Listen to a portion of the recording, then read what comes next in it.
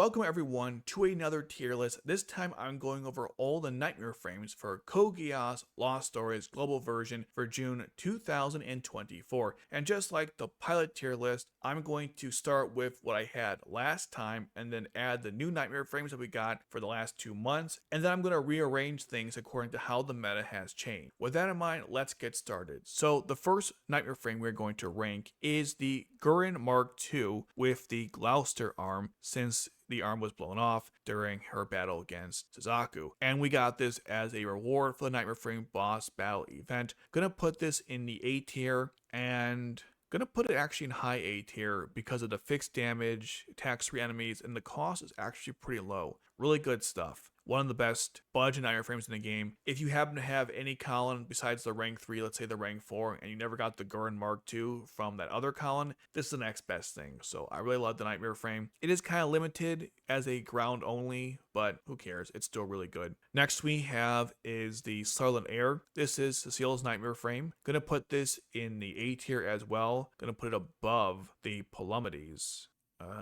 Above the Palomides, because even though it only attacks one enemy at a time, it has better range than the Palomides, and it's also lower cost. So if you want a really good budget option for a nightmare frame with a range attack only that has a float unit, I know that's quite a mouthful, then you want to use the Sutherland Air over the Palomides. The Palomides does more damage, but it also costs a lot more and it's harder to use. So therefore, I think the Sutherland Air is much better than the Palomides and belongs in the A tier, at least for now. Eventually, it'll probably go in the crap tier, or not crap tier, but niche use only. Moving on, we have is the Aroundight. Also gonna put an A tier, probably above the Guren, because it has 3 blocks, or 2 blocks, not 3. It does more damage, and I think it has higher attack power. So it definitely belongs above the Guren MK-2. Also a free nightmare frame, and it has a ranged weapon, which I absolutely despise, but I know a lot of people have found niche uses for it. Good for those people, but really, to me, it's the melee weapon that sells the nightmare frame, and that's why it belongs in the A tier. And then finally, we have the new Gloucester that we're getting in this nightmare frame boss battle event. Definitely S tier. Gonna put it, actually, I'll put it above Colin's Guren or Glasgow. I keep saying Guren, it's Glasgow. While it costs 2 more to deploy, it's got 250 attack power, it's a lance,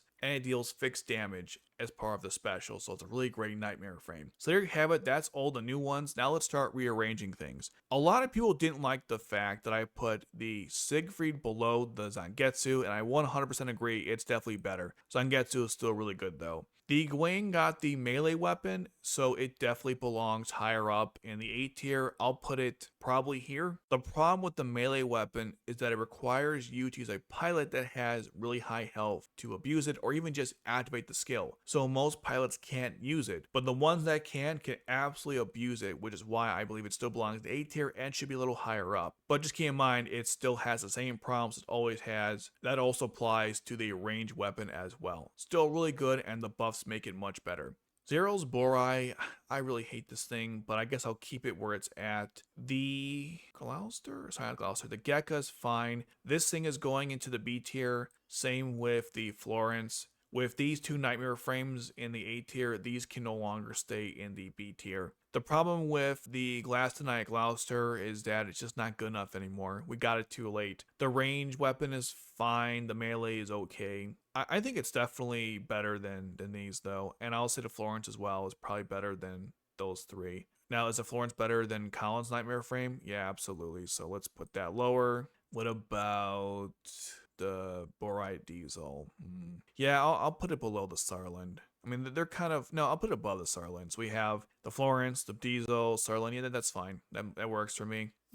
What is this? The Club. Man, I don't know, because it stuns, but we already have the custom that does that. The attack power is fine, but I mean, even this broken Gloucester now does more damage. That kind of ruins it for me, so gonna have to put it in B tier, unfortunately. Palomides is still really powerful, despite it being outclassed, at least from a usability standpoint, with the Sutherland Air, so I think A tier is fine. I think the rest of these are okay. I really don't like Zero's Borai, but I understand how it's still really powerful. Dalton's Gloucester is still useful, despite having 2 better options available. So I think A tier is still acceptable. If you don't have them, you have to use his Nightmare frame, and that's why it belongs there. In the B tier, I wouldn't move any of these pilots into the niche category simply because they're something you'd want to use all the time if you didn't have any of these Nightmare frames, of course. Niche use only, nothing's changed there. Garbage tier, nothing's changed there. For the S tier, I don't know, I think this is pretty good. These will be swapped after the first year anniversary. Maybe I should put the Tristan above. I don't know. It does cover more ground, but a 300 attack lance is still pretty solid. Yeah, I guess I'll put the Tristan above that. The Guren should be above the Lancelot because it does fixed damage, attacks 5 enemies on special. The Lancelot's still really good though, but it's starting to lose its edge, unfortunately. The Lancelot Flying version, still really powerful. That fixed damage is super helpful, but the range kind of sucks at times.